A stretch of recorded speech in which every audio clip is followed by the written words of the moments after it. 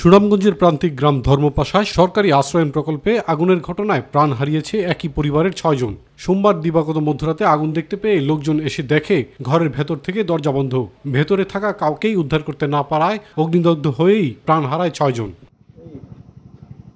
প্রতিবেশীদের দাবি, নিহত পরিবারের প্রধান কামরুল মিয়া খুবই সাদামাটা ও সাধারণ জীবনযাপনে অভ্যস্ত ছিলেন। এই ঘটনার সুষ্ঠু তদন্ত দাবি করেছেন নিহতের স্বজন ও প্রতিবেশীরা। আমরাও তাদের সাথে দেখলাম যে শুধুমাত্র ভিতরে লাশি, পুরা মানুষ, তাদেরকে মানে চিনার মতো কোনো কুদরত নাই।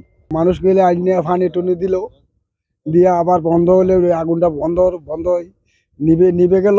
আবার কি তারাই 2 জন কোন তীর লই আইয়া সাবল দেখা হইয়া এইগুলি দেখে ওর কিয়ামতের আলামত হয়েছে। প্রশাসনের কাছে আমি বিচার দিতে আমি অনুরোধ করে বলতেছি সবাই, আপনারা তদন্ত করে দেখেন সবাই একটু দেন, আমার ভাইয়ের বিচার চাই আমি।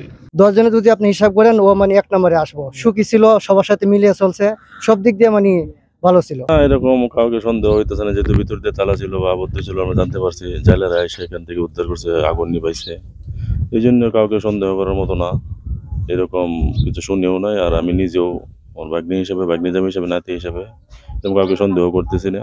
ঘটনাস্থল পরিদর্শন করেছেন পুলিশ ও গোয়েন্দা বিভাগ। আগুনের সূত্রপাত সম্পর্কে সুস্পষ্ট কোনো তথ্য না পেলেও অনুসন্ধানে প্রকৃত কারণ উদ্ঘাটন হবে বলে মনে করে পুলিশ। এই মুহূর্তে বলা যাচ্ছে না, ওটা ইনভেস্টিগেশন শেষ হলে হয়তো বোঝা যাবে। তদন্তাধীন যেহেতু রয়েছে, কারণ হলো ওখানে ইলেকট্রিক তো লাইন আছেই, পাশাপাশি অন্য কোনো আগুনের কোনো সিমটম তো ভিতরে ছিল না। কোনো ফুয়েল টুয়েল থেকে হয়েছে কিনা এটা এখন মুহূর্তে পাওয়া যাচ্ছে না, তবে এটা হয়তো টেস্টের পরে বোঝা যাবে।